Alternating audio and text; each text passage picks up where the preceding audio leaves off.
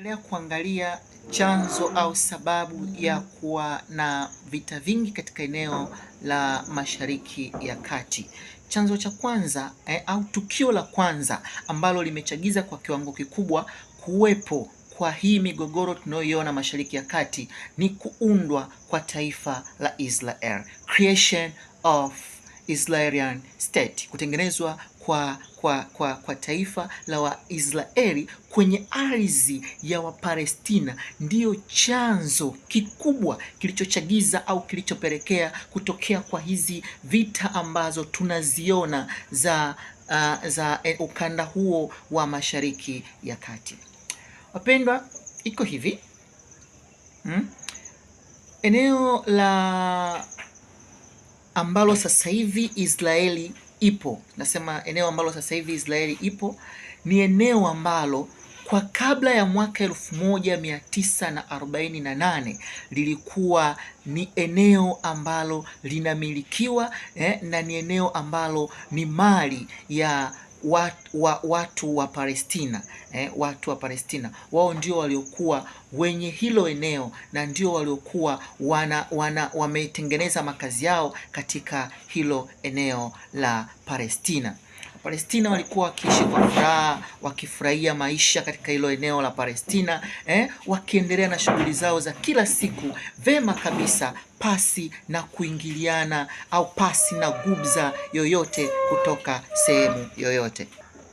Wakati wa Palestina wanaishi katika hilo eneo hilo ambalo sasa hivi Waisraeli wamekaa, kipindi hicho Waisraeli walikuwa kwenye mataifa mengine mbalimbali kama vile Ujerumani, wengine walikuwa Marekani na wengine walikuwa kwenye maeneo ya mataifa mengine ya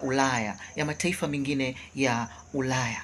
Sasa kufikia miaka ya 1940 Waisraeli wengi wakawa wanaona wanaishi kwenye nchi ambazo wanapata mateso. Kwa mfano, wale ambao waliokuwa Ujerumani, tunakumbuka kwamba Adolf Hitler aliua Waisraeli wengi sana kwenye mauaji ambayo yanaitwa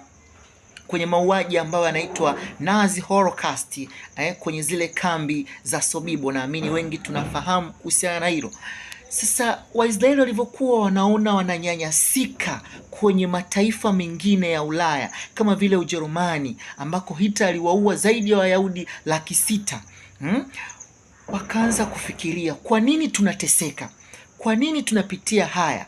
Ndipo ambapo Waisraeli wakarudi kwenye vitabu vitakatifu na kuona kwamba nchi ambayo walikuwa nayo awali kabla ya kuwa uhamishoni ilikuwa ni nchi ambayo kwa wakati huo wanaishi wa Palestina. Waisraeli baada ya kuligundua hilo wakaenda kwenye Umoja wa Mataifa wakiomba kwamba waweze kupata nafasi ya kurudi nyumbani kwao ambako ni eneo la Palestina, wakaanze maisha yao huko ili waweze kufurahia maisha, kwa sababu kuishi kwao kwenye mataifa mbalimbali ya Ulaya kuna wafanya wanyanyasike, kuna wafanya waonewe, kuna wafanya wasiishi maisha ambayo ni mazuri ukilinganisha na watu wengine kwenye mataifa mengine. Sasa baada ya Waisraeli kutamani hilo au kufikiria hilo, Umoja wa Mataifa ukaona hilo swala haliwezi kuwa jepesi, kwa sababu eneo ambalo wao wanataka wakaishi ni eneo ambalo Waarabu wa Palestina wametengeneza makazi pale. Na hata Umoja wa Mataifa alivyojaribu kwenda kuwashirikisha wa Palestina kwamba hilo eneo waliachie au waache eneo kidogo kwa ajili ya Waisraeli kuweza kutengeneza makazi, wa Palestina hawakukubaliana na hilo jambo katika eneo la Mashariki ya Kati. Wakasema hapana, hili ni eneo la kwetu, hatuwezi tukakaribisha watu wengine waje wachukue sehemu watengeneze taifa lao. Hiko kitu hatutokubaliana nacho kamwe. Haya ni maneno ambayo yalisemwa na watu wa eneo la Palestina, ambako Waisraeli walitamani warudi na waanzishe makazi yao miaka ya 1940. Baada ya Umoja wa Mataifa kusikia hayo kutoka kwa Waarabu wa Palestina, Umoja wa Mataifa ukaamua kwamba Waisraeli, ili kuto kuleta changamoto na migogoro, basi waende wakaishi Afrika kwenye eneo ambalo linaitwa Burundi. Lakini kutokana na mtazamo na msimamo waliokuwa nao Waisraeli, wakakataa kata kukubali kutoka Ulaya na kuja kuishi Burundi, Afrika. Wakasema hapana, sisi tukirejea kwenye maandiko matakatifu, kama vile Biblia, tumeandikiwa nyumbani kwetu sio Burundi, nyumbani kwetu ni eneo la Asia ambalo wanaishi sasa hivi wa Palestina. Sasa kutokana na Waisraeli kutaka kwenda kuishi kwenye eneo ambalo la Palestina, Umoja wa Mataifa wenyewe kama wenyewe ukaona sasa hapa nini tunaenda kufanya. Na ukiangalia wakati huo Umoja wa Mataifa, wale ambao wenye kura turufu, tunaita veto power, ukimzungumzia taifa kama vile nani, USA, Britain, wao kama wao wakawa moja kwa moja wamekubaliana kumsapoti Mwisraeli akatengeneze makazi kwenye eneo la Palestina. Na kwa nini tunasema, kwa nini USA na Uingereza, kwa nini Marekani na Uingereza walikuwa wanamsapoti kwa kiwango kikubwa Mwisraeli kile alichokuwa anakitaka cha kutengeneza makazi Palestina? Nasema ni kwa sababu Mwisraeli ndiyo aliyekuwa anasapoti maendeleo ya teknolojia kwenye haya mataifa makubwa mawili ambayo ni Marekani na Uingereza. Maendeleo ya kiuchumi ambayo Marekani alikuwa anayafikia, maendeleo ya kiuchumi ambayo Mwingereza alikuwa anayafikia, ni mchango mkubwa wa maarifa ya kisomi kutoka kwa watu wa Israel. Kwa kutokana na kwamba wao walikuwa wananufaika na Waisraeli kwenye nyanja ya teknolojia, wananufaika kwa Waisraeli kutokana na swala mbalimbali ya kiuchumi, wakaona waweke nguvu kumsapoti Israeli kutengeneza makazi pale eneo la Palestina mwaka 1948.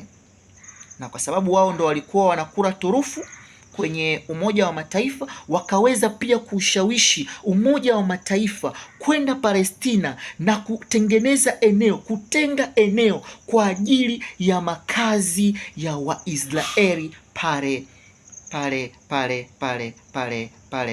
Palestina. Baada ya tangazo hili la Umoja wa Mataifa pamoja na Marekani pamoja na Uingereza kuhusu kuanzishwa kwa taifa jipya Israeli kwenye eneo la Palestina, jambo hilo liliwachukiza mno raia na wakazi wa Palestina. Na tukumbuke wakati huo Palestina ni Waarabu na walikuwa na Waarabu wenzao. Hata Waarabu wengine ambao walikuwa wanashirikiana na Palestina waliona hili jambo si sawa. Kwa nini hawa watu waje wakae kwenye ardhi yetu? Na hii ndio tunasema ni chanzo cha mgogoro mkubwa wa pale Mashariki ya Kati, kutengenezwa kwa taifa la Israeli ambalo lilitengenezwa mwaka 1948 likichagizwa na Umoja wa Mataifa, Marekani pamoja na Uingereza. Baada ya jitihada na kuungwa mkono na mataifa ya Ulaya kama vile Uingereza pamoja na Marekani kwenye utengenezaji wa taifa la Israeli, mwaka huo 1948 David Ben Gurion akatangaza kwamba katika eneo la Palestina wana sehemu yao na ni nchi yao ambayo inajitegemea inayoitwa Israeli, na akatangaza kwamba mji mkuu wa hilo taifa linaloitwa Israeli ni Tel Aviv, Tel Aviv kama mji mkuu wa watu wa Israeli au serikali ya Israeli, na akajitangaza yeye kuwa ndio waziri mkuu wa kwanza wa Israeli. Baada ya tangazo hilo au ya tamko hilo lililotolewa na David Ben Gurion, Waarabu wengi wakachukizwa na tangazo hilo, wakachukizwa na ushirikiano uliokuwepo baina ya Marekani na Uingereza kwenye kuanzisha taifa jipya la Israel kwenye eneo lao, na hapa ikapelekea Waarabu wengi ambao Palestina na wengine kuungana pamoja kuanza vurugu za kupinga kuanzishwa kwa taifa la Israel, na hapo ndipo tukaja kuona ndipo vikaja kutokea vita vingi sana katika eneo la pwani katika eneo la Mashariki ya Kati ambavyo vinaendelea mpaka sasa, tukianza na vita ya kwanza ambayo inaitwa vita ya kuundwa